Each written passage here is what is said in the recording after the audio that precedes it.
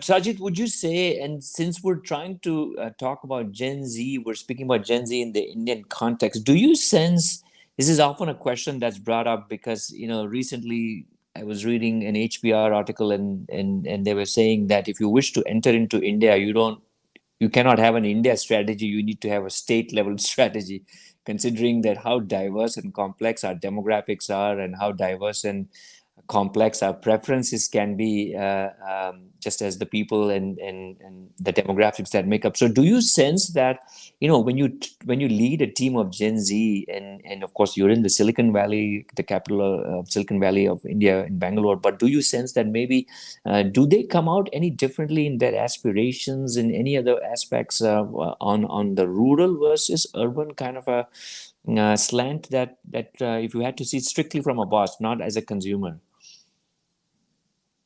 So I would say it's the answer is a little bit of yes and no. And yes, because uh, today Gen Zs are very proud of their origin, wherever they are coming from, and they don't try to hide it. And they also come with a lot of exposure. So there are two things. One is the experience you go through when you're growing up, and second is the exposure you had. So today you have a lot of exposure. You know how things work around the world because of internet. So they are not entering a situation which they have never seen it. They may have not experienced it, but they are aware of it because of the internet and everything else.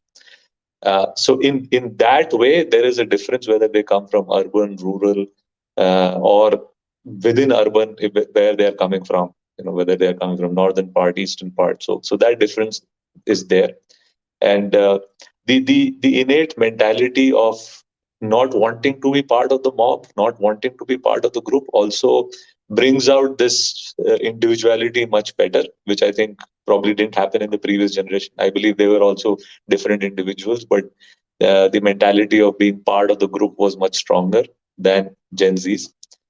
So that way, they're all very different, but they're also very similar, whether they come from rural or urban. Is in what I said earlier, that they're very driven by their own personal aspirations, and these personal aspirations are defined by themselves and not by someone else. So